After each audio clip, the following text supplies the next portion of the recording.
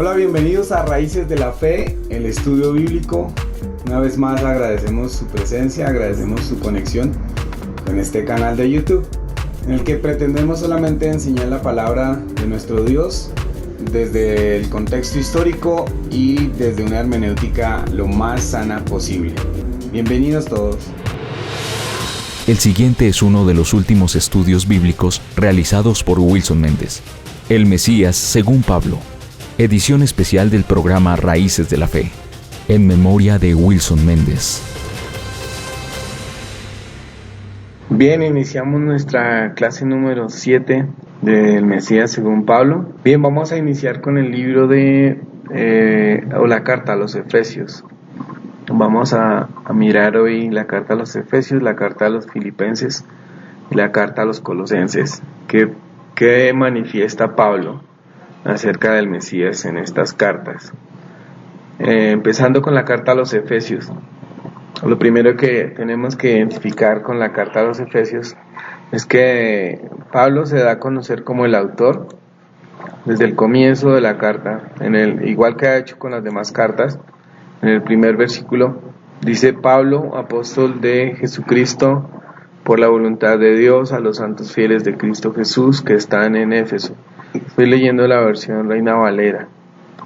En la versión Kadosh, la traducción que se ha hecho, dice: alabado sea Yahweh, Padre de nuestro Adón Yeshua HaMashiach, quien en el Mashiach nos ha bendecido con toda bendición en el Ruach, en el cielo. Vale la pena acá decir algo en relación a las traducciones que hemos estado utilizando. Si nosotros somos conscientes que Pablo le está escribiendo estas cartas a comunidades que están lejos de Jerusalén, que son ciudades del imperio, tendríamos que ser conscientes y evaluar honestamente hasta qué punto Pablo va a poder escribir en hebreo, si son comunidades que están por fuera de Israel. Ahora, es muy probable que lo hiciera, puesto que estas cartas van dirigidas en su mayoría, a comunidades que tienen una sinagoga. Sin embargo, hay que tener claro algo. Estas cartas, cuando llegaban a la sinagoga, no quería decir que esta carta era el material de enseñanza. O sea, que tomaban en una reunión de la sinagoga de X ciudad las cartas de Pablo y las empezaban a estudiar el día de reposo. O sea, que este iba a ser el mensaje del día de reposo. No es así, o sea, no puede ser así, porque en el día de reposo el pueblo de Israel estudia es la Torá, y nosotros sabemos que en la mayoría del tiempo estudian el Talmud, aunque todavía no está el Talmud como tal confeccionado como libro, pero sí ya hay escrituras que para el pueblo judío son de trascendencia. Entonces, no podemos esperar que esta carta llegara en hebreo, que es el idioma de la sinagoga. En la sinagoga se habla hebreo. Decir con total certeza que esta carta fue escrita en hebreo, pues es un poco complicado, porque esta carta se supone que era dada a las comunidades para que la estudiaran y evaluaran qué era lo que estaba pasando. En cada carta él responde un problema. Entonces, cuando yo leo la versión Reina Valera, que dice: bendito sea el Dios y Padre de nuestro Señor Jesucristo, que nos bendijo. Entonces ahí leemos: Señor Jesucristo, que nos bendijo en todos los lugares celestiales en Cristo. Y la versión Kadosh que leí luego dice: bendito, alabado sea Yahweh, Padre de nuestro Adón Yeshua HaMashiach, quien en el Mashiach nos ha bendecido con toda bendición en el Ruach, en el cielo. Lo que dice la tradición cristiana y lo que dice la tradición católica es que estas cartas fueron escritas en griego. Entonces, lo estoy aclarando. ¿Por qué? Porque de pronto hay cierto como rechazo o resquemor a escuchar uno las palabras y los nombres, ¿no? intentamos entender cómo entendió una comunidad que tenía personas judías y que tenía personas gentiles dentro de sus congregaciones. Bien, entonces, Pablo está reconociendo que él es el autor de la carta, porque dice Pablo, apóstol de, esta versión de Jesucristo, la otra dirá apóstol de Yeshua HaMashiach, por la voluntad de Hashem, de Yahweh. Dios sí es un título muy improbable que haya utilizado el pueblo donde quiera que esté, porque Dios es un genérico. Entonces, es muy improbable. Ese es un título que hoy en día, bueno, hace unos años se popularizó acerca del Padre, que le digan Dios. Pero en realidad dentro del pueblo de Israel nunca se ha utilizado esa palabra para Dios, o se dice Elohim, que traduciría Dios, una de las tantas traducciones, o se utiliza el Hashem, que el Hashem es el que es el nombre por sobre todo nombre. Entonces ese es una manera de hablar de nuestro Dios. Algunos entonces también decimos el Eterno, y el que es más controversial para muchos, ¿no? El decir Yahweh, porque algunos dirán no se debe pronunciar el Yahweh, en fin. Pero lo que sí es un tanto improbable es que utilicen el nombre Dios, porque es un genérico. Entonces, como estamos viendo cómo ve Pablo al Mesías en cada una de las cartas, entonces en esta primera carta que estudiamos hoy, que es Efesios, Pablo muestra que todo creyente en Dios y seguidor de Yeshua se debe parecer a Yeshua en esta carta a los Efesios. O sea, en esta carta a los Efesios Pablo va a hablar de una serie de aspectos disciplinarios del creyente que se muestran en el Mesías y que tienen que estar en el creyente para llegar a ser el Hijo de Dios que Dios está esperando de acuerdo a las Escrituras. Entonces esta carta a los Efesios viene a ser como una especie de musar. ¿Qué significa la palabra musar dentro del contexto judío? Musar son los manuales de ética. El musar es el manual de comportamiento. Entonces en esta carta Pablo va a ser muy puntual en cómo deben ser las relaciones entre los que son verdaderamente hijos de Dios. Va a tocar temas acerca de la familia, pero todo lo que él va a estar apuntando es que nosotros tenemos que mostrar en nuestra vida diaria el efecto de la palabra de Dios. Sí, por supuesto no es el único tema de la carta. Entonces, iniciando el texto, dice, va a tocar un tema aquí, Pablo, un tema que es bien difícil de manejar, y es el aspecto de la supuesta predestinación, ¿sí? Porque en el versículo 3 dice, bueno, bendito sea el Dios y Padre de nuestro Señor, que nos bendijo con toda bendición en los lugares celestiales en Mashiach, según nos escogió en Él antes de la fundación del mundo, para que fuésemos santos sin mancha delante de Él. Entonces acá viene el concepto, fuimos escogidos en el Mesías, porque dice, según nos escogió en Él. ¿Cómo es que Dios nos escogió en el Mesías? ¿A qué se está refiriendo Pablo acá en este texto? ¿Cómo escogen a alguien en el Mesías? Entonces acá lo primero es que hay gente que interpreta este texto como que fuimos predestinados para salvación. Sin embargo, lo que el texto dice no es eso. El texto dice, según nos escogió en Él antes de la fundación del mundo para que fuésemos santos. O sea, nos escogió, y ahí dice para qué. Nos escogió para que fuésemos santos.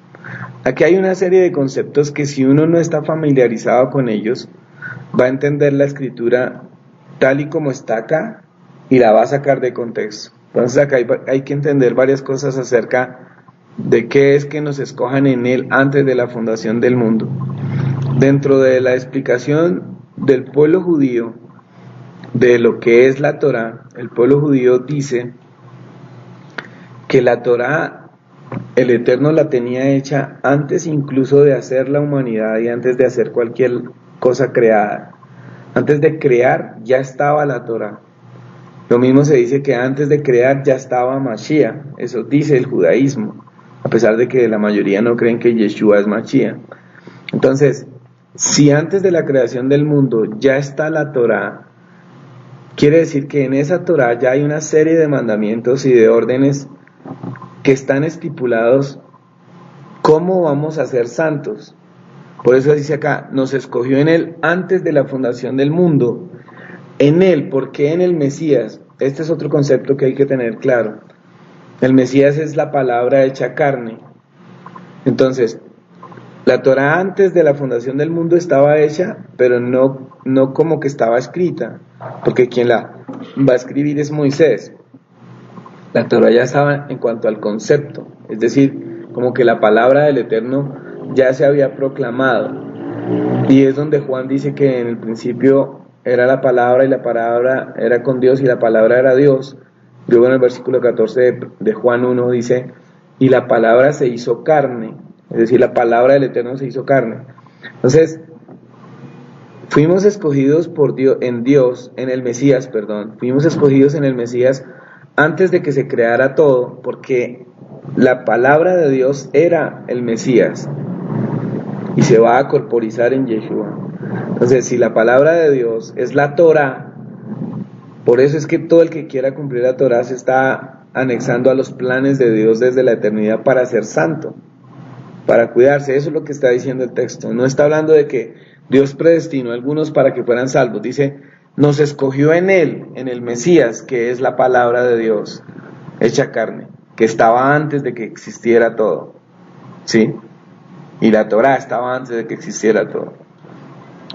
Nos escogió en Él, ¿para qué? Para que fuésemos santos y sin mancha delante de Él. Para eso es que fuéramos escogidos. Ahora, dése cuenta que nos escogió no para ser salvos, nos escogió para ser santos. Entonces, lo que primero una persona tiene que hacer es ser salva. Y ese es un regalo del Eterno, que en Efesios también se va a ver eso. Somos salvos por el Eterno, por un regalo de Dios, pero ahora tenemos que, a los que son salvos nos escogió para ser santos. Dice, el versículo 5 dice, en amor habiéndonos predestinados para ser adoptados hijos suyos por medio de Yeshua, según el puro afecto de su voluntad. En amor habiéndonos predestinado para ser adoptados hijos suyos. Entonces, démonos cuenta de algo. Primero hablo siempre este tema de la predestinación, la gente lo entiende como que Dios escoge a las personas para ser salvas. Y el concepto es, Dios pone las normas de quién va a ser salvo. Quien se meta en esas normas es como si hubiese sido predestinado para ser salvo. El que las quiere acatar, el que las quiere vivir, es como si hubiese sido predestinado para ser salvo. Pero no tanto como que Dios escoge a la persona y dice, a mí me place que usted sea salvo. No, acá están las normas para ser salvo. Entonces, todo el que se meta en esas normas está predestinado para ser salvo, porque él quiere meterse en esas normas, pero no es porque lo escojo yo, porque dice Dios, yo quiero salvar a X o Y persona, ¿sí? Y en ese papel, en esa escogencia juega un papel importante el Mesías, que es lo que ya hemos dicho en otras ocasiones y lo que dice la palabra, que es el camino. Muy bien, esto es el comienzo de la carta. Ahora, hay otro punto en la carta a los Efesios, está en el capítulo 2, versículo 8 y 10. Capítulo 2, 8 y 10 dice, porque por gracia sois salvos por medio de la fe, y esto no de vosotros, pues es un regalo de Dios, no por obras para que nadie se gloríe, porque somos hechura suya, creados en Cristo Jesús, dice esta versión, para buenas obras, las cuales Dios preparó de antemano para que anduviésemos en ellas. Tenemos que tener acá otra vez claro de lo que está pasando en esta comunidad a la que Pablo les está escribiendo esta carta. Entonces, una de las cosas que se dice que estaba ocurriendo en Éfeso, cuando Pablo ocurre esta carta, es que había un problema similar al que hubo en Galacia, en las provincias de Galacia. Y es que había un grupo de personas que aunque creían que Yeshua era el Mesías, ellos estaban pasando después de que Pablo venía. O sea, Pablo iba en sus viajes que se llaman viajes misioneros. Pablo llegaba a estas comunidades, enseñaba, estaban unos Shabbat con unos, en otros lugares meses, qué sé yo. Y después de que Pablo se iba, venía este grupo de creyentes, eran judíos, creían que Yeshua sí era Mashiach, pero ellos venían reforzando la cantidad de ritos y liturgia del judaísmo, de que la gente no podía apartarse de eso y que la gente tenía que vivir eso. Entonces acá en Éfeso está ocurriendo lo mismo. Una de las malas interpretaciones que ha hecho el cristianismo, la teología cristiana de estos textos, es que a lo que se oponía Pablo era a la ley que Dios le había dado a Moisés, que en realidad no se llama ley, porque se llama Torah, que quiere decir instrucciones. Pero siempre que se intenta interpretar a Pablo, se lo ve como enemigo de la Torah, como enemigo del Antiguo Testamento, que en realidad es Tanaj. Siempre se ve a Pablo así, pero la mayoría de intérpretes de las cartas de Pablo alejan el conocimiento histórico de que había una ley oral, había una ley rabínica, había una ley judía y habían otros mandamientos que era lo que el Eterno le había dado a Moisés. Entonces siempre se intenta ver que contra lo que Pablo lucha es contra la ley de Moisés, contra la Torá. Pero es ilógico porque entonces, porque él, por ejemplo, el hablar de santidad se está refiriendo a lo que la Torá prohíbe para ser santos, porque la Torá dice que el Eterno le dijo a Moisés que tenían que ser santos como él era santo. Y la única manera de apartarse de ser santo era cumpliendo los mandamientos. No hay otra forma de ser santo. O sea, cuando alguien dice que somos santos por fe, no es un concepto lógico. Se es santo porque yo me aparto. Cuando obedezco los mandamientos me aparto y ahí soy santo. Y acá está hablando de eso, de la santidad. Entonces, dice acá, por gracia sois salvos. ¿Cuál es el lío que Pablo tiene con esto? Cada rato está diciendo eso. Porque por gracia sois salvos por medio de la fe y eso no de vosotros, pues es don de Dios. Porque venía el concepto del grupo que les digo que cuando Pablo pasaba, ellos venían después. Y venían después dando un énfasis tan amplio a las leyes de la tradición oral o a la ley oral, que casi que estaban condicionando que si una persona quería ser hija de Dios, tenía que obedecer eso, de lo contrario no podía hacerlo. Pero eso no es así, o sea, y la Biblia, cuando alguien diga que en el Antiguo Testamento o Tanaj se enfatiza que para ser salvo hay que ser obedientes a la ley, no es correcto, no es cierto. Ese es un concepto que inventaron las religiones. Se es salvo porque Dios quiere salvarnos. Y salvarnos no estoy hablando en términos de después de que la persona muere, sino salvarnos acá. Después de que yo soy salvo y elijo el camino de Dios, ya soy salvo, ahí soy salvo cuando elijo el camino de Dios. Y luego hay unos mandamientos que cumplir. Entonces están los mandamientos de la Torá, que es los mandamientos que se conocen como la ley de Moisés, y están el otro paquete de mandamientos que era la tradición oral. Entonces acá por eso Pablo vuelve y enfatiza que somos salvos por gracia. Pero el 10 dice algo interesante, dice, porque somos hechuras suya, creados en el Mesías para buenas obras, las cuales Dios preparó de antemano para que anduviésemos en ellas. Entonces noten esto. Si Pablo está en contra de las obras, porque acá dice que fuimos creados en el Mesías para buenas obras. Vea, en el versículo 8 dice, por gracia sois salvos por medio de vosotros, y esto no de vosotros, pues es bueno, es un don de Dios. Y luego el 9, no por obras, para que nadie se gloríe. No por obras somos salvos. Pero luego dice, porque somos hechuras suyas, creados en Cristo Jesús, para buenas obras. Entonces acá está explicado por Pablo exactamente el concepto de lo que es el camino de Dios. Somos salvos por gracia de Dios, porque nos regaló su salvación y nos regaló el camino. Pero luego dice, pero fuisteis creados en el Mesías para buenas obras. Entonces, este es el concepto del nuevo nacimiento. Y el concepto del nuevo nacimiento no es otro concepto sino la Teshuvá, que es el volver al camino, el retornar al camino. Entonces, cuando yo retorno al camino, estoy como naciendo de nuevo. Y entonces es como si estuviera naciendo en el Mesías, porque yo creo en el Mesías. Pero ahora que creo en el Mesías, ¿para qué creo en el Mesías? Para producir buenas obras. Y entonces acá el concepto es claro en relación a lo que Pablo querrá decir en Romanos, en Gálatas, también comparándolo con Santiago, porque pareciera que Santiago es enemigo de Pablo, porque Santiago está enfatizando las obras, ¿sí? Y Pablo no es que las esté alejando, Pablo está en contra de las obras rituales que se supone. Pongámoslo en contexto. Es como que alguien hoy en día crea que por hacer los ritos de las fiestas, tal y como está en la tradición judía, se es más que los que no lo hacen. Es como que hoy alguien crea que porque si yo hago un Shabbat, como me lo han enseñado el judaísmo, soy mejor que el que no lo hace así. Ese es el concepto de Pablo acá. Y eso es lo que debe pasar en nosotros. Yo no puedo creer que si hago el Shabbat como se dice en la tradición, soy mejor que otra persona. Eso no es verdad. Eso no es cierto. Eso no es cierto porque eso no está en la Torah, eso no está en la Biblia. ¿Qué está en la Biblia? Guarda Shabbat. Algunas cosas las prohíbe. Pero ¿qué hay que hacer en Shabbat? Eso es un aditivo, eso es un anexo que la tradición enseñó y que uno lo puede tomar para sí.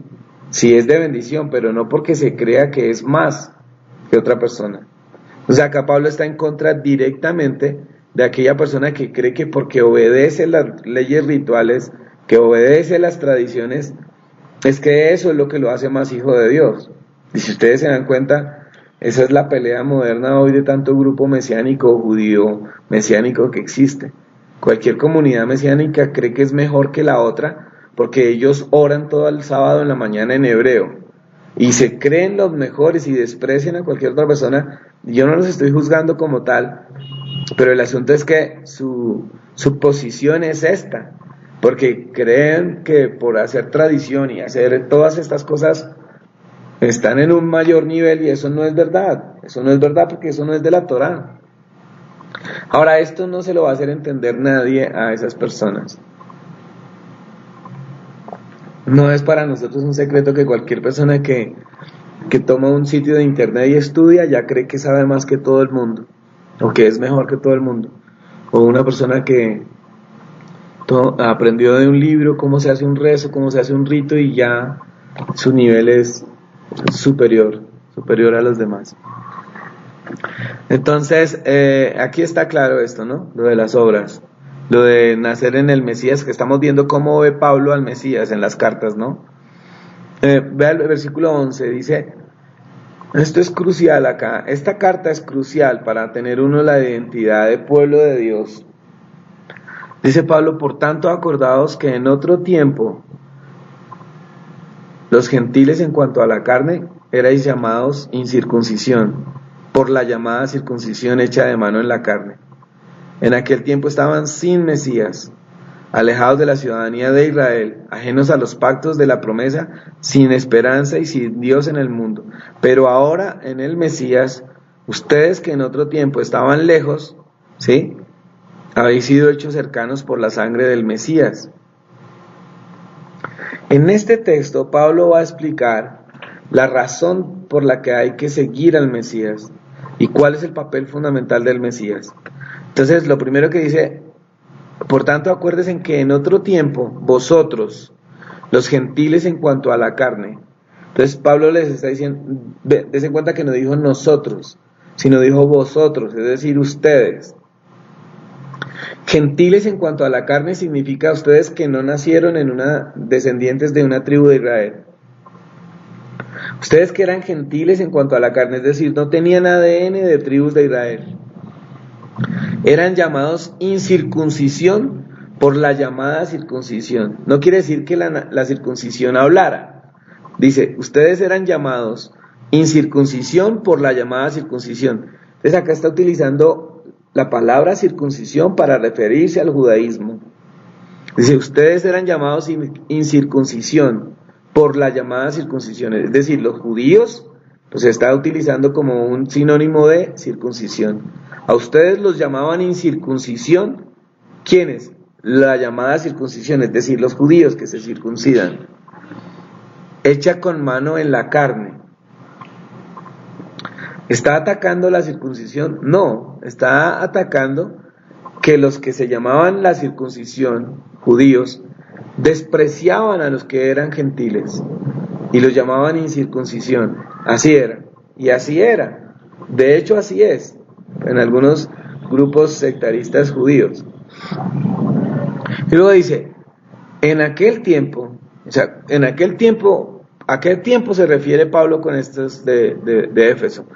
En el tiempo que no habían sido cobijados por la gracia de Dios. Entonces, en aquel tiempo estaban sin Mesías, alejados de la ciudadanía de Israel, ajenos a los pactos de la promesa, sin esperanza y sin Dios en este mundo. Entonces Pablo está utilizando acá una comparación de lo que no tenían y ahora sí tienen. Entonces dice, en aquel tiempo ustedes estaban sin Mesías, porque como no eran del pueblo de Israel, no conocían el concepto Mesías. Entonces en aquel tiempo no tenían el concepto del Mesías, no sabían quién era el Mesías, no tenían Mesías antes de llegar a esta salvación por gracia. Entonces no tenían Mesías, alejados de la ciudadanía de Israel. Pablo no está hablando de una ciudadanía espiritual, porque esa es una interpretación equivocada que hay de lo que es Israel. Está hablando de ciudadanía de Israel, es decir, no ciudadanía de Israel como nación, porque entonces serían israelíes. Quien nace en Israel, sin importar si es árabe, si es judío, si es cristiano, lo que sea, es israelí, porque nace en Israel. Pero acá Pablo está hablando de la ciudadanía de Israel. Entonces, para ser de la ciudadanía de Israel, yo tengo que anexarme al pueblo de Israel.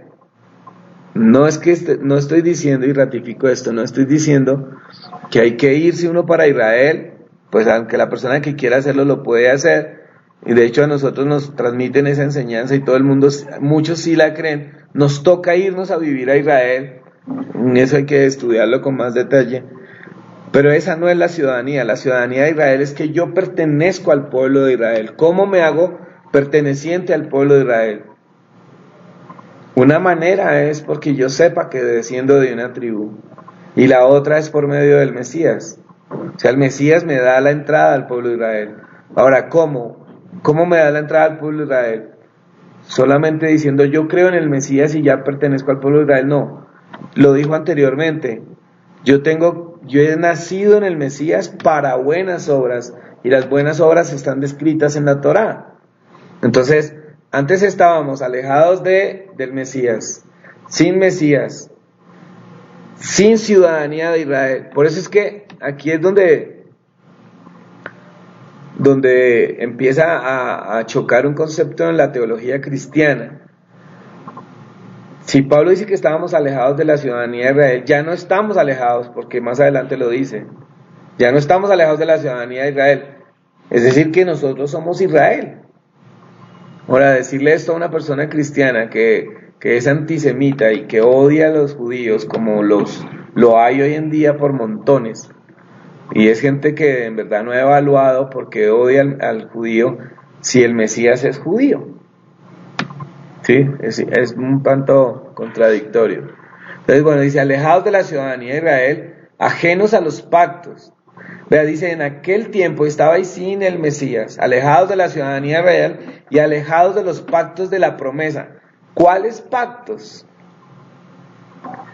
Hay un pacto que el eterno Dios hizo con Abraham, y es el pacto de que Dios le iba a dar la tierra prometida a los descendientes de Abraham.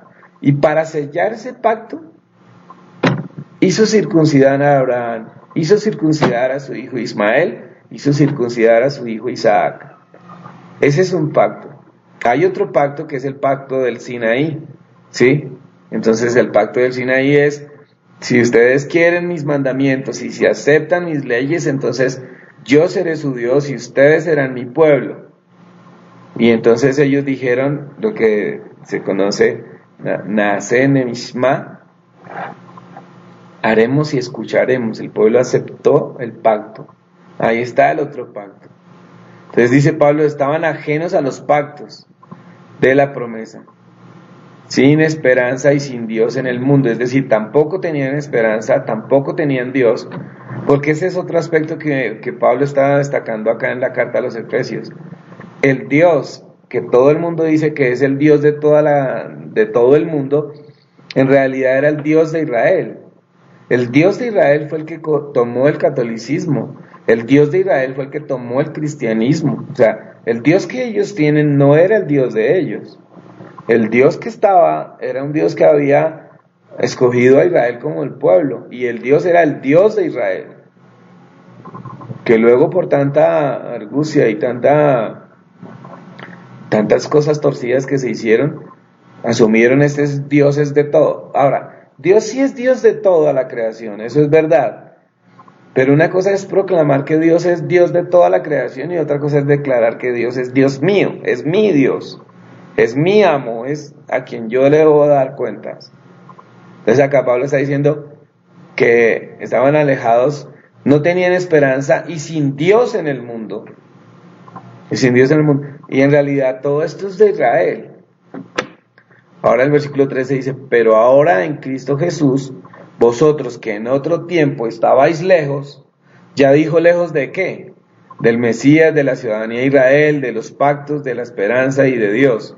Ustedes que antes estaban lejos, ahora habéis sido hechos cercanos por la sangre del Mesías, o sea, por la muerte del Mesías.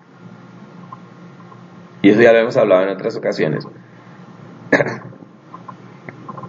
Cuando el Mesías muere, el letrero que le ponen encima de donde está siendo asesinado, dice, este es el Mesías, el rey de los judíos. Entonces acá es bien interesante que si él era ya cristiano, ¿por qué no le pusieron el rey de los cristianos? Y sí el rey de los judíos. Pues es sencillo, porque no habían cristianos, ni había cristianismo. Muy bien, entonces hasta acá queda claro que el Mesías estaba desde antes de la creación, que la palabra del Eterno era el mismo Mesías que luego se va a hacer carne, que desde ahí nos escoge para que cuando estemos en el Mesías seamos santos. Luego dirá acá que estaban alejados. La gente que estaba en Éfeso era donde estaba un templo, que era el templo de la diosa Diana. Entonces ahí habían unos problemas de idolatría muy fuertes, habían unos problemas de muchísimas deidades. Entonces Pablo, por eso acá les va a hablar que antes ellos estaban alejados. Parece que esta comunidad, a pesar de que tiene gente que conoce al Eterno y conoce la Torá y esto, es gente que en su gran mayoría vienen de la idolatría, vienen del paganismo. Y entonces Pablo les empieza a aclarar cosas de las que tenían antes, de las que tienen ahora. Sí, es muy importante eso. En el capítulo 4, versículo 4 de la carta a los Efesios, dice, leamos desde el 1. Dice, yo pues, preso en el Señor, os ruego que andéis como es digno de la vocación con que fuisteis llamado, con toda humildad y mansedumbre, soportándoos con paciencia los unos a los otros en amor, solícitos en guardar la unidad del Espíritu en el vínculo de la paz. Un cuerpo, un espíritu, como fuisteis también llamado en una misma esperanza de vuestra vocación. Acá es la parte que quiero enfatizar. Un Señor, una fe, un bautismo, en realidad tiene que decir ahí es una tevilá, porque eso es lo que ellos hacían, una tevilá. Un Dios y Padre de todos, el cual es sobre todos y por todos y en todos. Pero a cada uno de nosotros fue dada la gracia conforme a la medida del don del Mesías. Entonces acá, ¿cuál es el énfasis? Vean, la carta a los Efesios es una carta que bien podríamos llamar doctrinal, porque Pablo está hablando acá de unos temas que son fundamentales para la comunidad, para las Keilah de ese tiempo. Son fundamentales para la ubicación del Mesías, ¿sí? Acá vienen una serie de preguntas que uno de alguna manera tiene que soportar y es, si Pablo está hablando de estas cosas tan profundas, ¿quién más les enseñaba a ellos doctrina? O sea, ¿de dónde más ellos sacaban más enseñanzas? Entonces acá tenemos que tener en cuenta que el movimiento del judaísmo en el tiempo del Mesías, en su comienzo, el Mesías fue aceptado dentro de algunas comunidades y sectores del judaísmo. Y luego el Mesías es llevado a otras partes que no tienen que ver nada con judaísmo, pero empiezan a aprender del Mesías y empiezan a aprender la enseñanza de la Torá, pero con Mashiach. Entonces hay comunidades que siguen la línea del judaísmo tal y como venía, y hay otras que aceptan que Yeshua sí es Mashiach. Y es a estas a las que Pablo viene a hablarles. Y es a través de estas cartas que empieza a hacer las correcciones necesarias. Entonces, acá Pablo está hablando de un concepto doctrinal del judaísmo y es la unidad. Por eso dice, un Señor, una fe, una tevilá, un Dios y Padre de todos, el cual es sobre todos, por todos y en todos. Pero a cada uno le fue dada la gracia conforme a la medida del don del Mesías. Por lo cual dice, subiendo a lo alto llevó cautiva la cautividad y dio dones a los hombres. Está hablando de Yeshua.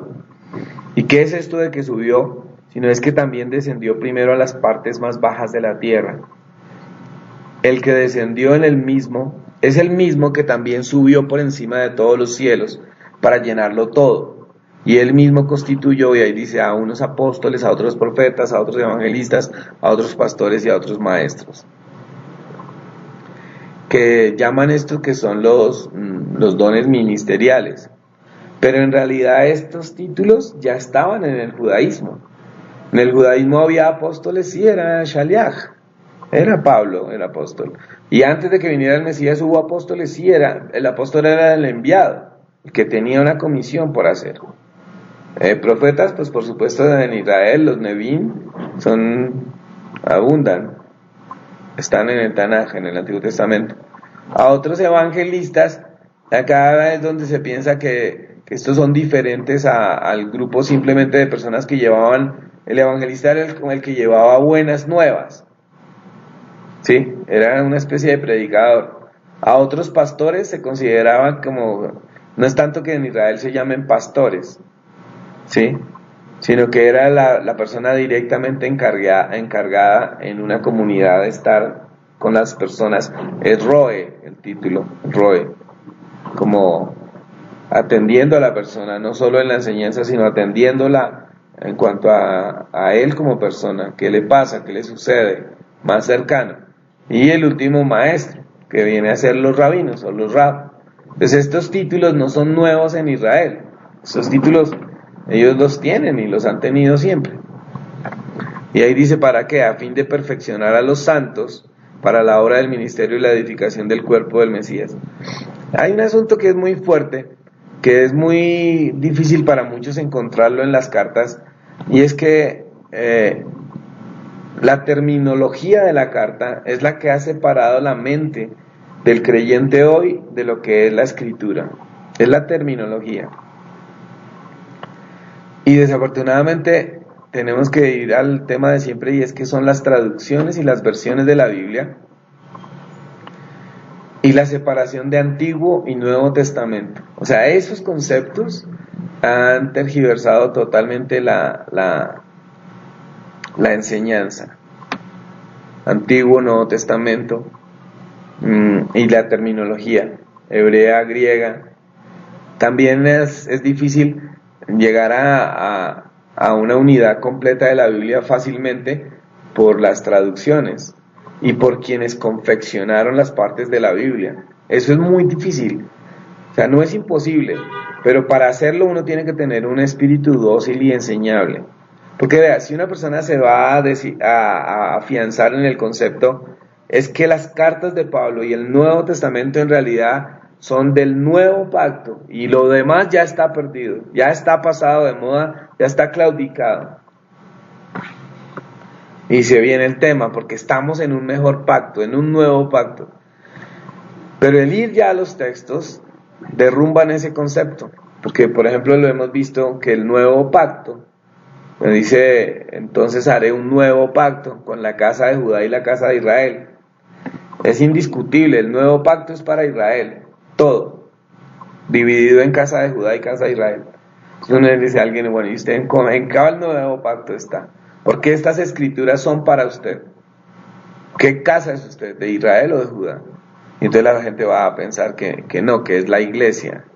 Pero, y ahora como en la traducción está, es muy difícil sacar ese concepto. Es muy difícil. La mayoría de personas siempre estarán pensando que la iglesia reemplazó a Israel. Y es algo que no tiene cómo sustentarse, de acuerdo a los profetas. El mismo texto de Mateo 5:17, cuando dice, yo no vine a abrogar la ley y los profetas, sino a cumplirla. Y hasta que pase el cielo y la tierra, ni una yod, ni una tilde, ni una yod, ni una yod ni una tilde es como un acento, pasarán de esta ley, hasta que pase el cielo y la tierra. Y si uno se da cuenta, pues todavía está el cielo y la tierra. Entonces quiere decir que el texto bíblico que estaba en ese momento en vigencia, no ha pasado. No ha pasado. Sin embargo, la Biblia a veces se entiende como cada persona quiere entenderla. Muy bien, Efesios 5:21, le estoy tocando versículos como fundamentales de la carta de Pablo. Dice, bueno, ahí va a empezar a hablar de una serie de cosas que tienen que ver con comportamiento. Dice, mirad con diligencia cómo andéis, no como necios, sino como sabios, aprovechando bien el tiempo, porque los días son malos. Son consejos de vida, de musar. Por tanto, no seáis insensatos, sino entendidos de cuál sea la voluntad del Señor. No os embriaguéis con vino, en lo cual hay disolución, antes de ser llenos del Espíritu de Dios, hablando con salmos, himnos, cánticos, Someteos unos a otros en el temor de Dios. Las casadas estén sujetas a sus propios maridos como al Señor, porque el marido es la cabeza de la mujer, así como Cristo es la cabeza de la iglesia, el cual Maridos, amad a vuestras mujeres.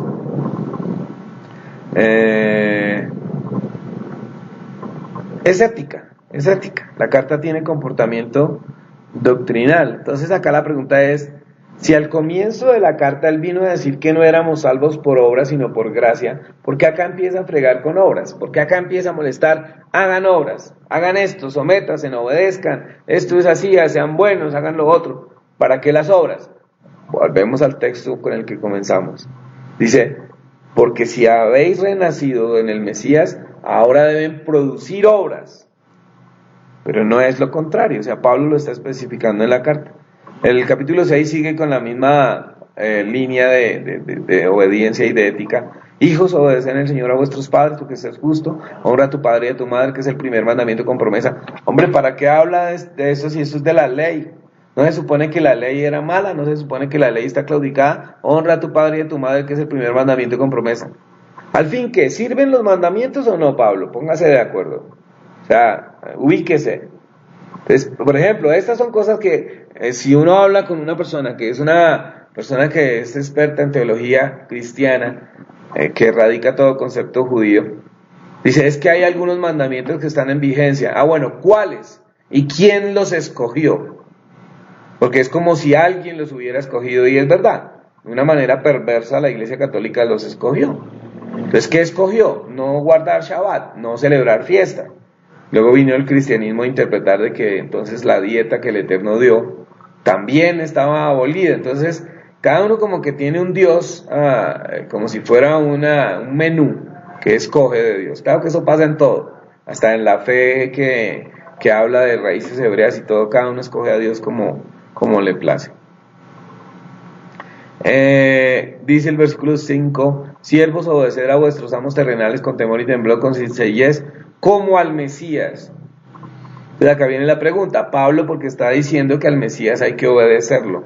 ¿Por qué habría que obedecer al Mesías?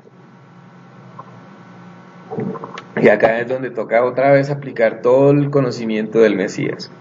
Porque el Mesías es la palabra hecha carne. Porque el Mesías es la palabra del Eterno. Porque el Mesías es parte del Eterno mismo, porque el Mesías es el camino, porque el Mesías vino a mostrarnos cómo llegar al Padre. Por eso Pablo está diciendo acá, obedezcan todo esto como obedeciendo al Mesías, porque hay gente que dice que obedece a Dios pero no se somete a nada. No como sirviendo al ojo por los que quieren agradar a los hombres, sino como siervos del Mesías, de corazón haciendo la voluntad de Dios. Terminará la carta a Pablo similar a otras cartas. Versículo 6:23 dice: paz sea a los hermanos y amor con fe, de Dios Padre y del Señor Jesucristo, o sea, el Mesías. ¿Por qué se despide paz sea a los hermanos? Si está hablándoles en hebreo, les está diciendo Shalom Aleichem. O sea, paz a ustedes, paz a vosotros. Y ese es un saludo judío. Paz a ustedes, amor con fe, de Dios Padre y del Señor, de Dios Padre y del Señor Jesucristo, dice acá, sería de Yeshua HaMashiach. La gracia sea con todos los que aman a nuestro Señor con amor inalterable. Me gusta esa palabra. La gracia sea a todos los que aman al Mesías con amor inalterable. Es decir, el amor inalterable es el amor que se entiende. Es el amor que se sabe que es amor. Y termina la carta a los Efesios, habiéndoles escrito a ellos más o menos cómo era la doctrina que creían, que es seguidor del Mesías, eso les enseñó. También les ha dicho cuál es la posición de un gentil frente al pueblo de Israel, que ya no son dos pueblos, sino que es uno solo, ¿sí? Y que la fe se vive en la práctica. Eso más o menos es lo que Pablo está enseñándole a los Efesios. Pasemos ahora a la carta a los Filipenses. La carta a los Filipenses, Pablo se identifica como el escritor de la carta al comienzo.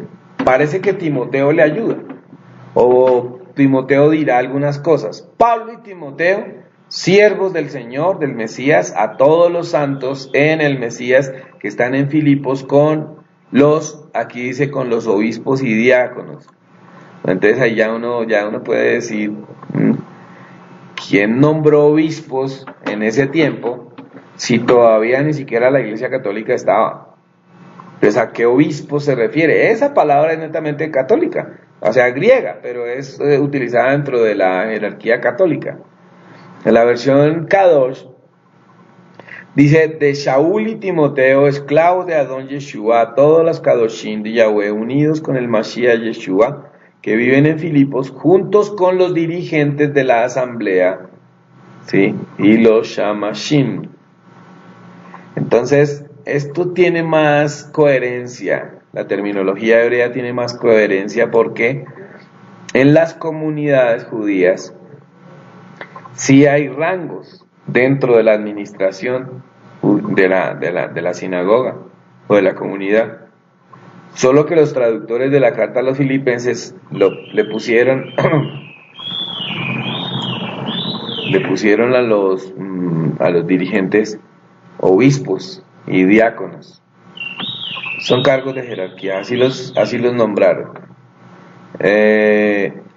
Muy bien.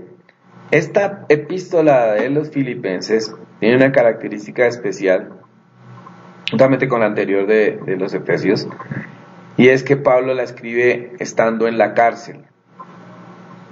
Parece que Pablo está en Roma cuando escribe esta carta a los Filipenses, en su encarcelamiento allí. Entonces, Pablo decide escribirle a los Filipenses porque les va a dar gracias por unas ofrendas, ¿sí? Por unas ofrendas que le han hecho llegar a través de alguien que se llama Epafrodito. Eso está en la carta, en el capítulo 4, que es alguien de ahí de la comunidad de Filipos. También en la misma carta, Pablo les va a hablar algunas cositas de errores que probablemente puedan ellos incurrir. ¿Por qué hay tantas cartas de Pablo escritas a estas comunidades corrigiendo errores? Porque tenemos que tener claro que desde el momento en que viene el Mesías, Él va a partir la historia del judaísmo. Y entonces van a haber judíos que lo van a aceptar como el Mesías. Entonces, si Él es el Mesías, hay que definir muchas cosas en relación a Él. Es como si ahorita el Mesías viniera por segunda vez. Hay muchísimas cosas que, ¿quién nos las va a enseñar? O sea, ¿cómo legislaría el Mesías? ¿Qué injerencia va a tener el Mesías en tantas iglesias cristianas que hay y en tantos movimientos mesiánicos que hay? O sea, ¿cómo va a actuar el Mesías en relación a eso? ¿Cómo van a ser sus directrices? Ahora, si el Mesías viene, ¿cómo va a ser su trato con los judíos? Entonces, eso puede ocasionar que incurramos en errores doctrinales. Entonces, en ese momento en que llega el Mesías, Pablo es uno de los que empieza a escribir para que no se incurran en esos errores en relación a lo que viene ya siendo como la fe del pueblo de Israel. Solo que la mayoría de teólogos lo que asumen es, mejor lo que pasa es que el Mesías y Pablo inician un nuevo movimiento, una nueva religión que se va a llamar cristianismo, que ya no tiene que ver nada con los demás, y esa es la manera más fácil de limpiar. Pero lo que Pablo quiere hacer en realidad es corregir una serie de errores y que no se vaya a caer en herejías. Por eso son sus cartas. Entonces, del texto clave de Filipenses lo conocemos nosotros así casi antes de venir a estudiar la Torá, y es Filipenses 1:21. Enfáticamente habla del Mesías, porque para mí el vivir es el Mesías y el morir es ganancia. Muchos podrían interpretar este texto como hereje. ¿Por qué para Pablo el vivir es el Mesías? O sea, que se olvidó de Dios. ¿Está poniendo al Mesías por encima de Dios?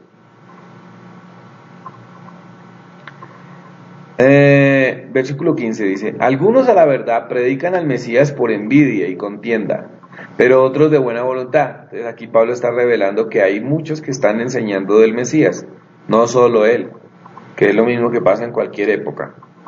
Hay muchos enseñando del Mesías, dice, muchos lo predican por envidia y por contienda. O sea, cualquier parecido con la realidad es exacto, es perfecto. Los unos anuncian al Mesías por contención, no sinceramente, pensando añadir aflicción a mis prisiones, pero otros por amor, sabiendo que estoy puesto para la defensa de las buenas nuevas. ¿Qué pues? Que no obstante, de todas maneras, o pretesto o por verdad, el Mesías es anunciado, y en esto me gozo y me gozaré aún, porque sé que vuestra oración y la suministración del Espíritu del Mesías, esto resultará en mi liberación, conforme a mi anhelo y esperanza de que nada seré avergonzado. Antes bien, con toda confianza, como siempre, ahora también será magnificado el Mesías en mi cuerpo, o por vida o por muerte, porque para mí el vivir es el Mesías y el morir es ganancia. Ya se dio cuenta que Pablo no está renegando ni del Eterno, ni de la Torá, ni de nada, sino que como él está en la cárcel y está diciendo, muchos predican al Mesías por envidia, por contienda, por vanagloria, pero dice, pero me alegro que de todas maneras el Mesías alguien lo predica, sea por lo que sea la motivación que los lleve a predicar del Mesías.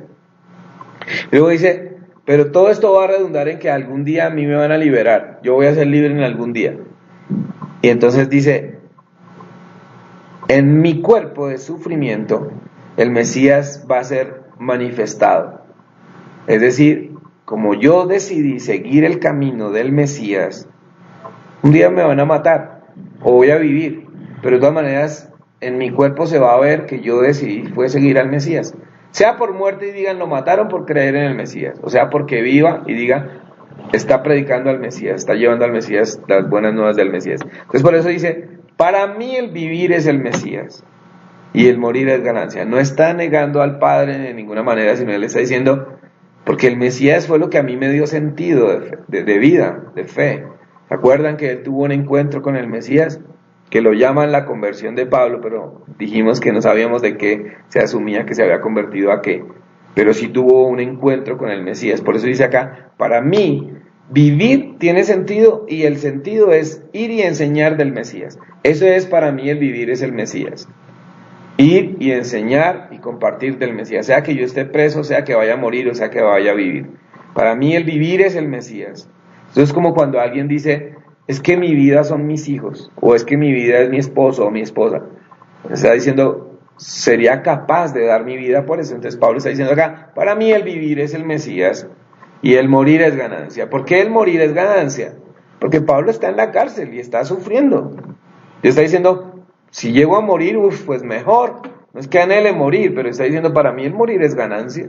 O sea, no voy a tener que, y cualquier persona sensata lo podría decir, no va a tener que sufrir ni pagar mal. Él está diciendo, por la situación en la que está, ¿no?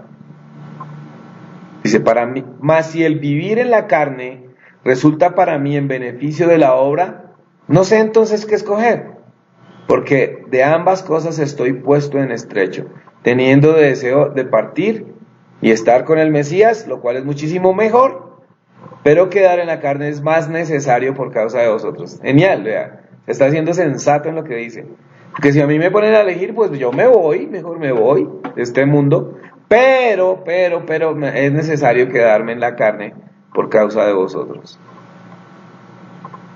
Y confiado en esto, dice, sé que quedaré, que aún permaneceré con todos vosotros, para vuestro provecho y gozo de la fe, para que abunde vuestra gloria de mí en el Mesías por mi presencia, otra vez entre vosotros. Ahora, acá hay una cosa que decir, es que de verdad Pablo se cree casi que el representante del Mesías, o sea, él está hablando como si fuera el manager. Porque a vosotros os es concedido a causa del Mesías, no solo que creáis en él, sino también que padezcáis por él. Bueno, la situación de Pablo es que está preso, ¿no? Entonces él también está motivando a, sufran por el Mesías, como yo también lo estoy haciendo. Bien, ahora, Filipenses 3:7. Esta carta de Pablo a los filipenses, pues también les está aclarando cosas del Mesías, pero es como una persuasión a que si uno sufre por causa de llevar el conocimiento del Mesías, pues que es bueno. Eso es lo que Pablo está queriendo decir acá. Por eso es la carta de los filipenses se llama la carta del gozo y otros la llaman la carta del sufrimiento. Este texto es interesante porque algunas personas nos lo sacan a nosotros en cara como para decir que todo lo que éramos antes hay que patearlo. Filipenses 3, lo vimos cuando hablábamos de quién era Pablo. Es una defensa de Pablo. Pablo dice, por lo demás hermanos, estoy leyendo el versículo 1 de Filipenses 3, por lo demás hermanos, gozaos en el Señor. A mí no me es molesto el escribir las mismas cosas y para vosotros es seguro. Guardaos de los perros, guardaos de los malos obreros, guardaos de los mutiladores del cuerpo, porque nosotros somos la circuncisión, los que en espíritu servimos a Dios y nos gloriamos en Cristo, no teniendo confianza en la carne. Recuerden que cuando está hablando porque nosotros somos la circuncisión, se está refiriendo a que para hacerse al judaísmo tocaba circuncidarse, no para entrar en el pacto. Eso ya lo hablamos. Es diferente cuando una persona se quiere circuncidar porque quiere entrar en el pacto de Dios con Abraham. Eso tendría que cada uno discutirlo. A cuando alguien se quiere circuncidar por pertenecer al judaísmo. Era esto lo que estaba Pablo rechazando. Aunque yo también tengo de qué confiar en la carne. Si alguien piensa que tiene de qué confiar en la carne, yo más. Circuncidado al 8º día, del linaje de Israel, de la tribu de Benjamín, hebreo de hebreos, en cuanto a la ley fariseo, en cuanto a celo, perseguidor de la Keilah, en cuanto a la justicia, que es la ley irreprensible. Pero cuantas cosas eran para mi ganancia, las he estimado como pérdida por amor al Mesías. Entonces acá viene otro concepto de Pablo en referencia al Mesías en las cartas. Y es que Pablo está diciendo, si yo he logrado muchísimos títulos y si yo he logrado muchísimas posiciones en la jerarquía religiosa en la que yo estoy, y yo conocí al Mesías y renuncié a todo eso, para mí hoy todo eso es ganancia. Entonces esto es una confrontación que muchísimas personas que estudian la Biblia de verdad, de corazón y a profundidad deberían de hacer. Pero la mayoría de personas no van a renunciar a sus títulos, no van a renunciar a su posición, no van a renunciar a nada, por reconocer que se han enseñado mentiras, porque se han enseñado mentiras. Se han enseñado mentiras y eso lo deberían de reconocer muchos por amor al Mesías, es lo que Pablo está diciendo acá. Dice, por eso no considero nada de eso, lo considero ganancia, por amor al Mesías. Hay muchas personas que tarde que temprano, siendo líderes religiosos, se encuentran con ciertas verdades. Y hay personas que prefieren evadir o dejar eso así por no renunciar a lo que, entre comillas, creen que tienen. Lo que Pablo está diciendo acá es un concepto del Mesías. Si por el amor al Mesías tienes que renunciar a muchas cosas o personas o situaciones, debes hacerlo. Y renunciar no es echar de enemigo, renunciar no es tirar a la basura las cosas que aprendimos. Particularmente yo le doy gracias al Eterno por haberme permitido estudiar teología cristiana, por haber estudiado en un seminario, por haber enseñado en un seminario. Es gracias a eso que yo no me he dejado deslumbrar por el judaísmo clásico, y no porque sea malo, sino porque tiene sus cosas que no están de acuerdo a la Biblia. Es donde yo digo que es tan peligroso una persona que solo conozca esto de las raíces de la fe y todo, y de un momento a otro empiece a asumir que ya es una persona totalmente capaz para interpretar la Escritura, a menos que esa persona sea consciente y estudie materias o lea libros de hermenéutica, lea libros de exégesis, de todas las fuentes, porque llegar uno a ponerse a enseñar así como así es complicado. De alguna manera uno no puede decir, lo que yo aprendí del Mesías fue echado en saco roto, no, es benéfico, pero por amor al Mesías yo estoy dispuesto a renunciar a muchas cosas, es lo que Pablo está diciendo acá, y está enseñándolo en la carta a los filipenses, está enseñando un concepto de Pablo del Mesías. Por el conocimiento que tenemos del Mesías podríamos renunciar a todo. Vea que no le estoy hablando de Dios Padre, no le estoy diciendo acerca de renuncia al Padre, renuncia a los mandamientos, no, estoy hablando de la bendición que tenemos de conocer al Mesías en el contexto adecuado, o sea, de la manera en que se debe explicar. Y este texto de Filipenses, ya para pasar a Colosenses, que es un texto que casi todo el mundo se aprende de Filipenses, está en el capítulo 4, versículo 13, que se ha tan entendido tan ligeramente. Dice Pablo, todo lo puedo en el Mesías que me fortalece. En gran manera, dice el versículo 10, en gran manera me gocé en el Señor de que ya habéis revivido vuestro cuidado de mí, de lo cual también estabais solícitos porque os faltaba la oportunidad. Es decir, de gran manera doy gracias que ustedes me volvieron a mandar una ofrenda. No lo digo porque tenga escasez, pues he aprendido a contentarme cualquiera que sea mi situación. Sé vivir humildemente y sé tener abundancia, y en todo y por todo estoy enseñado, así para estar saciado como para tener hambre, así que para tener abundancia como para padecer necesidades. Esto se llama inteligencia emocional. O sea, Pablo está diciendo, yo estaba acostumbrado a comer cosas buenas y estaba acostumbrado a no comer nada. Sé vivir en abundancia, sé vivir en escasez. O sea, como quien dice, a mí esto ya no me sorprende, y está en la cárcel. ¿Sí? Y entonces dice, todo lo puedo en el Mesías que me fortalece. Sin embargo, bien hicisteis de participar conmigo en mi tribulación, y sabéis también vosotros, oh Filipenses, que al principio de la predicación del Evangelio, cuando partí de Macedonia, ninguna comunidad participó conmigo en razón de dar y recibir, sino vosotros solos. Pues aún en Tesalónica me enviasteis una y otra vez para mis necesidades. No es que busque dádivas, sino que busco fruto que abunde en vuestra cuenta. Pero todo lo he recibido y tengo abundancia, estoy lleno, sabiendo que he recibido de Epafrodito, lo que enviasteis. Ahí está lo que les dije al comienzo de la carta. Pero ¿a qué se refiere todo lo puedo en el Mesías que me fortalece? O sea, ¿cuál es el concepto de Pablo del Mesías? De que todo lo puede uno en el Mesías. ¿Qué es poderlo todo en el Mesías? Es una situación espiritual. Es un concepto del que yo me apodero y digo, yo todo lo puedo en el Mesías que me fortalece, yo todo lo puedo en el Mesías que me fortalece.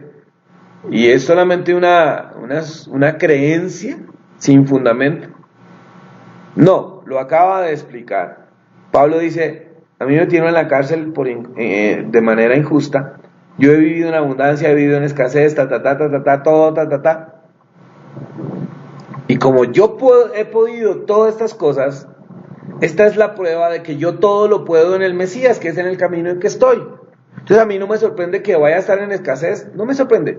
Que estoy en abundancia, no me sorprende.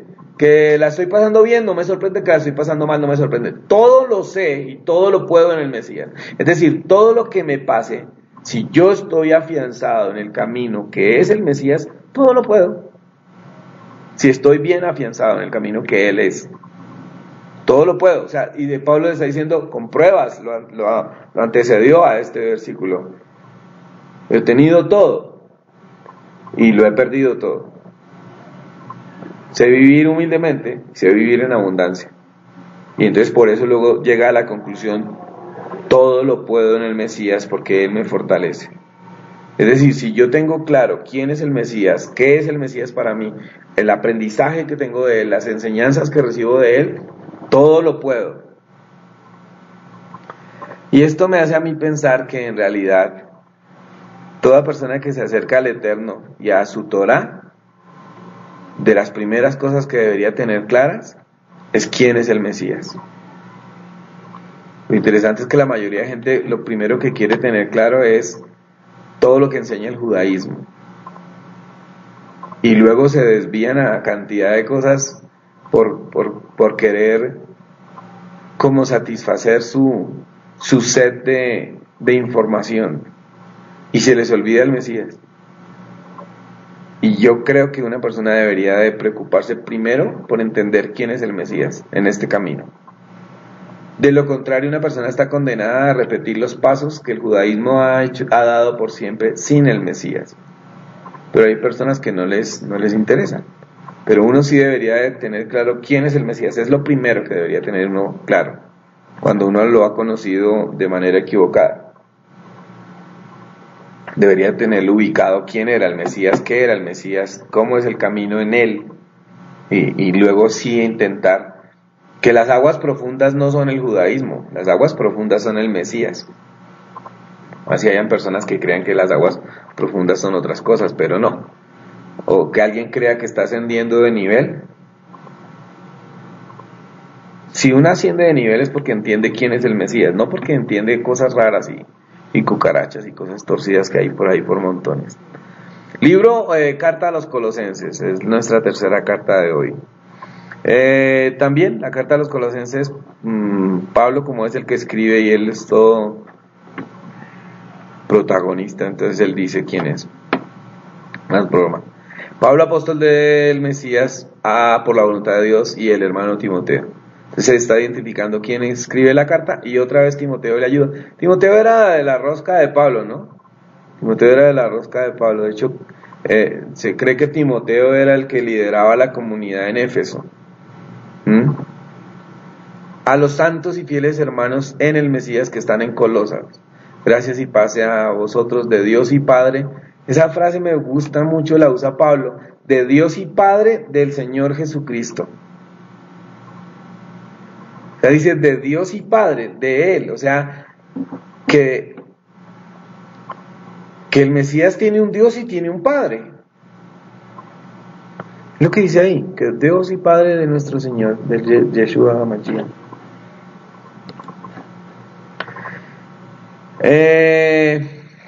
Este libro de Colosenses también se parece un poquitico a la carta a los Efesios. Es muy ético, tiene mucha ética. Está diciéndoles a la gente de Colosas cómo tienen que vivir la fe, cómo la tienen que vivir. Y cómo la tienen que vivir de manera individual, cómo la tienen que vivir en el hogar y cómo la tienen que vivir en la parte social, ¿sí? Por fuera, porque va a hablar de situaciones muy, muy, muy puntuales.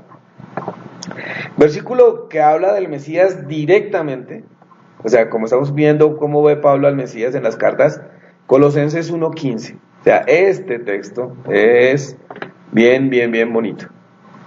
Está hablando del Mesías y dice: Él es la imagen del Dios invisible, el primogénito de toda la creación, porque en Él fueron creadas todas las cosas que hay en los cielos y en la tierra, visibles e invisibles, sean tronos, sean dominios, sean principados, sean potestades.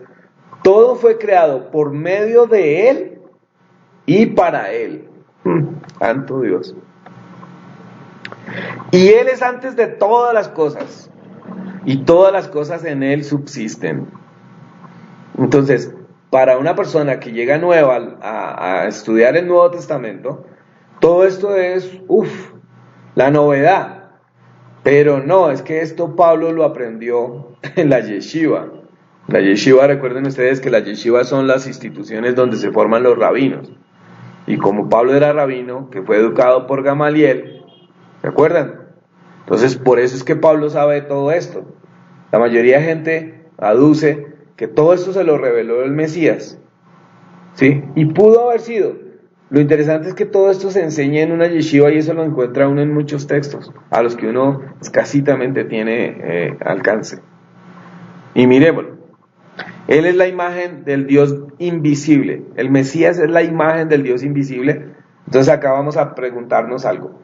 Cuando alguien se asoma a un espejo y ve en el espejo su imagen, ¿lo que ve allá es Él? No, no es Él.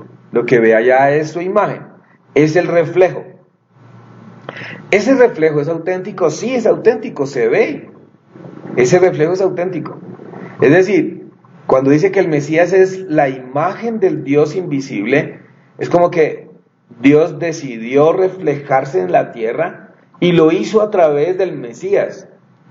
Pero el Mesías es la representación de lo que es el Padre. ¿Sí? Esta clase no es para hablar del Mesías, si es Dios o si no es Dios, o si es mitad y mitad, si es 50%, 60%, 83%, no. Nada de esos porcentajes vamos a ver en esta clase. Ya lo hemos visto sobre el Mesías. Pero lo que dice el texto es que el Mesías es la imagen del Dios invisible. Y la imagen no es el objeto que proyecta la imagen. La imagen no puede estar sola. Necesita quien se refleje. Entonces está diciendo, Él es la imagen del Dios invisible. Dejémoslo hasta ahí. No vamos a profundizar en ese concepto. El primogénito de toda la creación. Acá quiero que miremos el término que ha sido traducido como primogénito.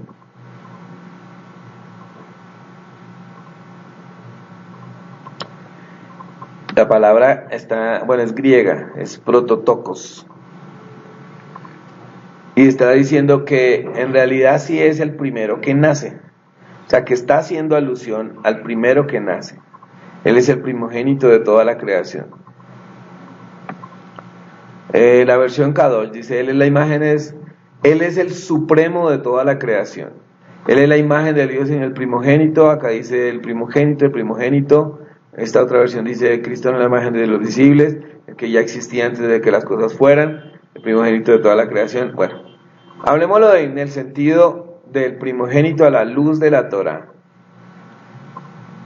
Dice este texto, cuando dice Él es el primogénito de toda la creación, la interpretación que dan a esto los que asumen que Yeshua es un simple humano es que Él fue el primero de la creación, el primer hijo de la creación. Entonces la pregunta es, ¿y cuál es el segundo?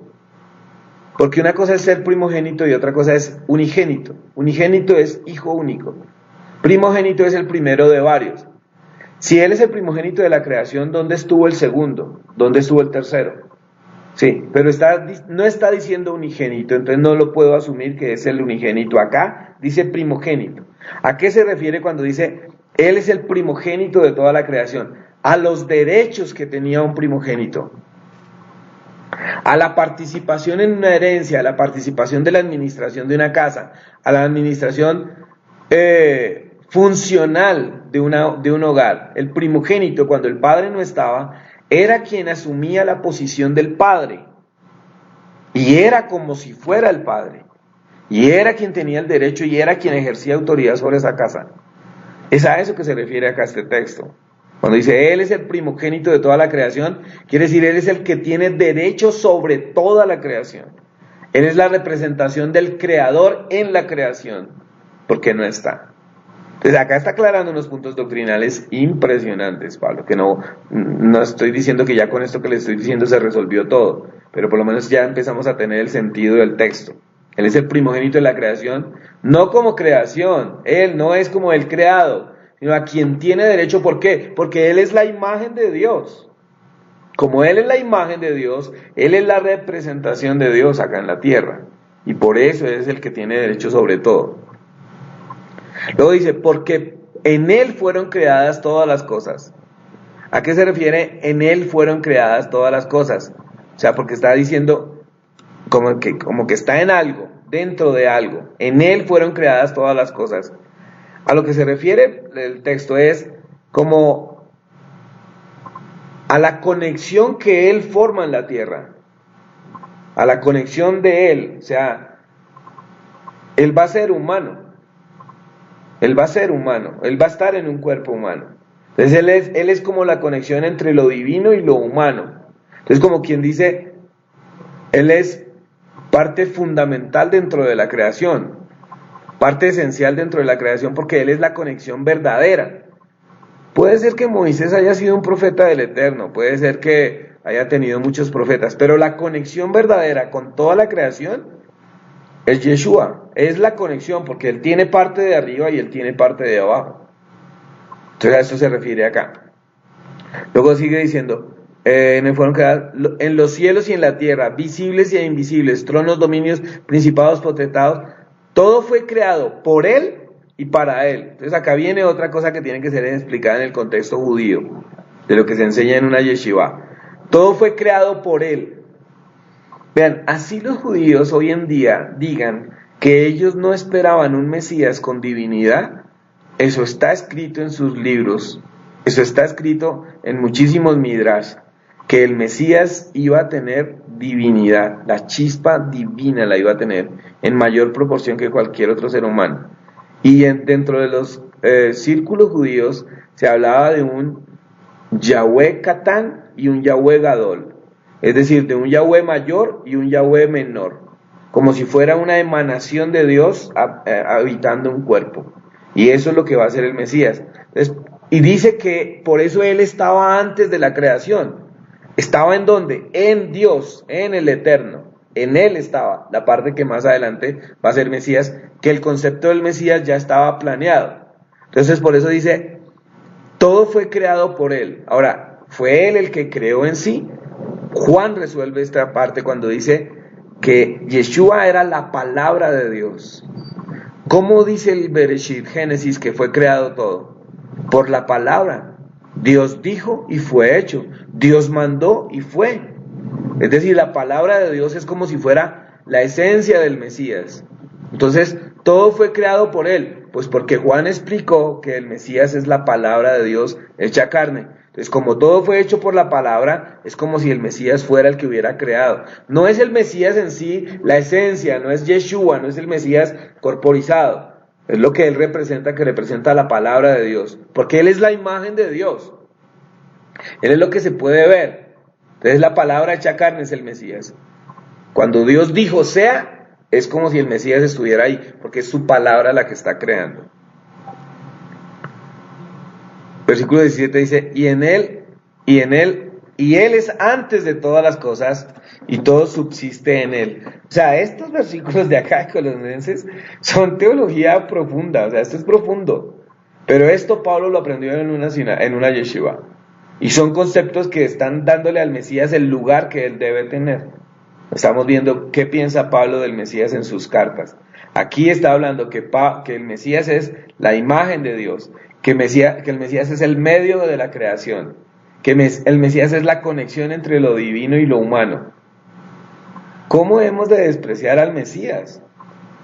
Vea, cuando una persona se aleja del Mesías, es porque nunca conoció nada de esto. Iba a la iglesia era a creer todo lo que le decían y se llenó la cabeza de cosas que no eran verdad. Nunca estudió verdaderamente.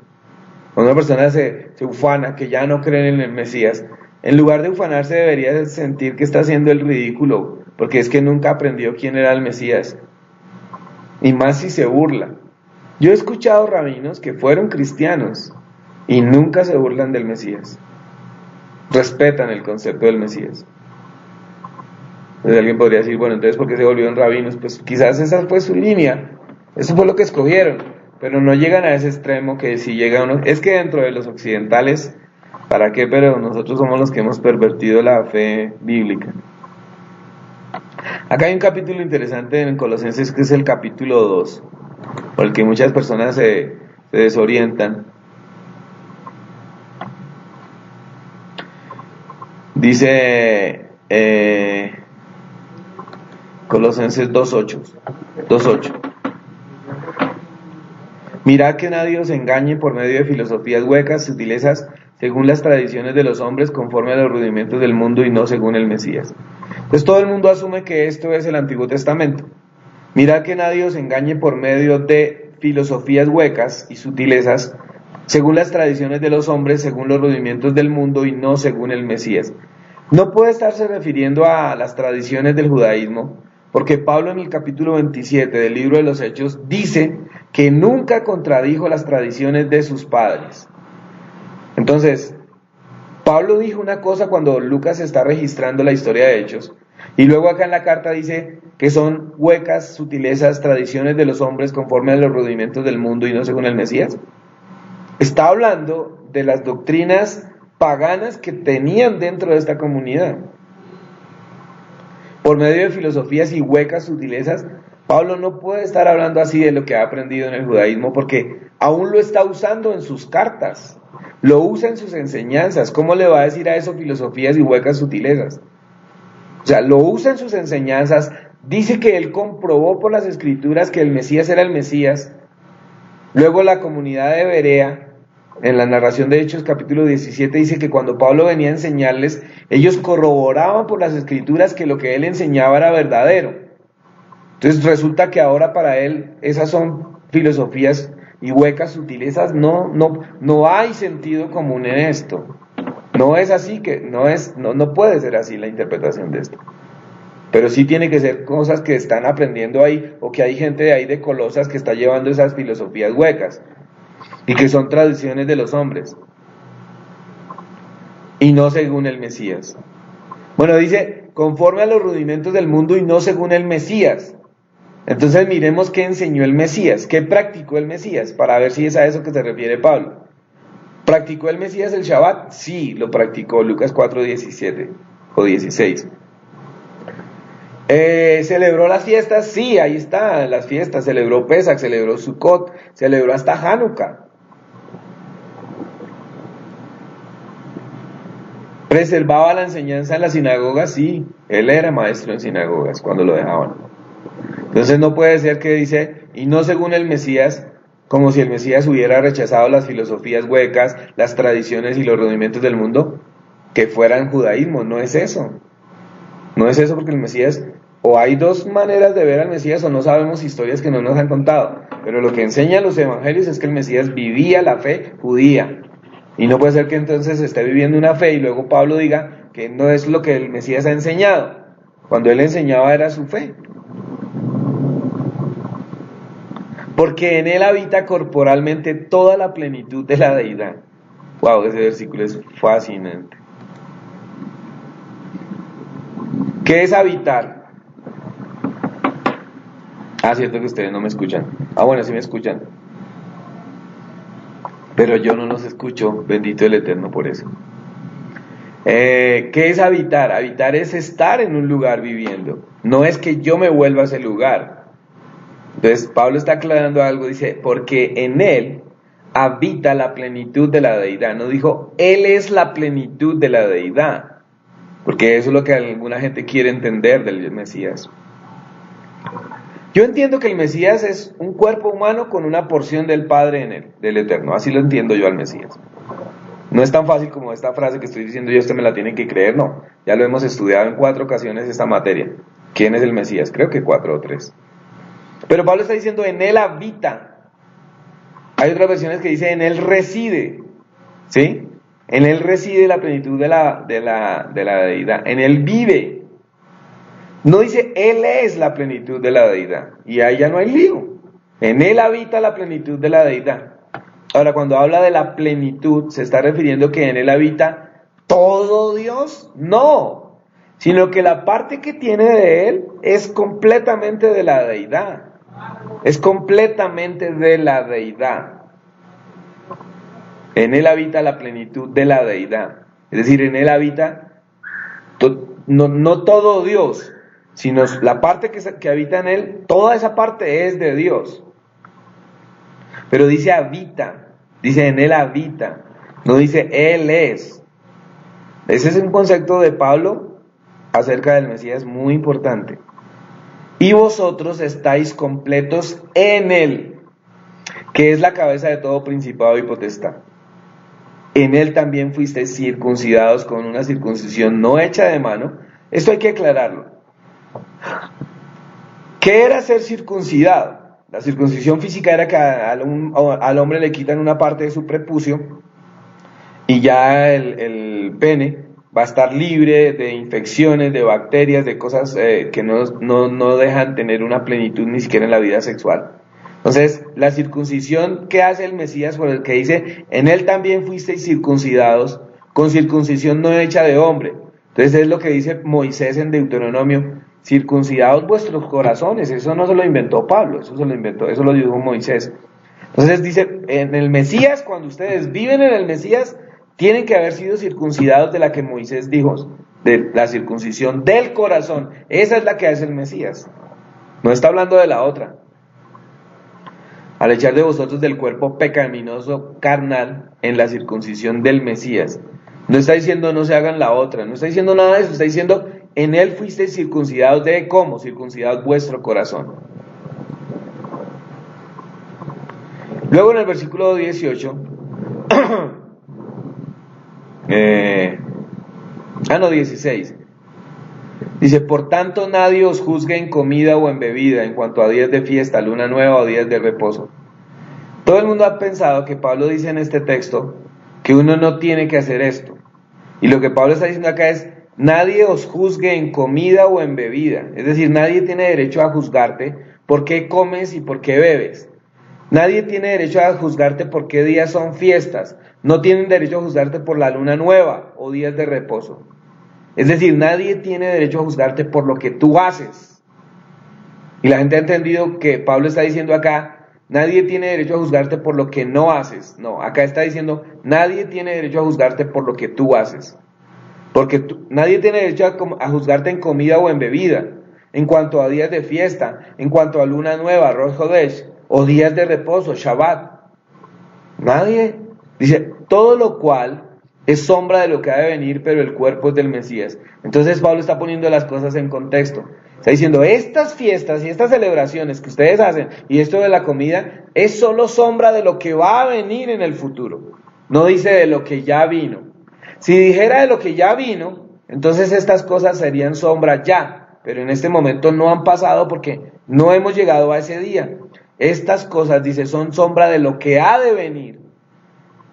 Si el Mesías ya vino, y el Mesías las hubiera acabado, hubiera dicho, estas cosas son sombras de lo que ya vino, y es sombra de lo que ha de venir. Es decir, que no está diciendo que eso está claudicado. Espero ser claro en lo que estoy compartiéndoles.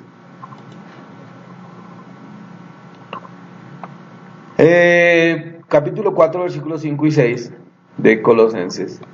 Me gusta mucho. Andad sabiamente con los de afuera, redimiendo el tiempo. Es decir, no pierdan tanto tiempo. Y eso que él no sabía que iba a haber WhatsApp ni redes sociales. Sea vuestra palabra siempre con gracia, con amor, sazonada con sal, para que sepáis cómo debéis responder a cada uno. O sea, este es un tratado de ética también, Colosenses. Pero creo que les he dado una muy breve exposición porque podríamos profundizar más de lo que Pablo está diciendo en estas cartas. No es fácil esta materia que hemos escogido para este bimestre, pero para mí es fascinante, fascinante, fascinante. Creo que esta materia la debería de ver toda persona que se dice ser creyente del Mesías. Más esos que se llaman mesiánicos, porque el mesianismo es más hacia el judaísmo que hacia el Mesías. El mesianismo sabe más del judaísmo que del Mesías, pero eso es problema de ellos. A ustedes muchísimas gracias por su atención. El Eterno los bendiga. Nos veremos en la próxima clase, que será la última. ¿De acuerdo? Bendiciones. A todos mil bendiciones. Que el Eterno Dios los bendiga grandemente. Recuerda, las enseñanzas de Wilson Méndez las puedes encontrar en video en el canal de YouTube Raíces de la Fe. Suscríbete hoy y para activar las notificaciones dale clic en la campana.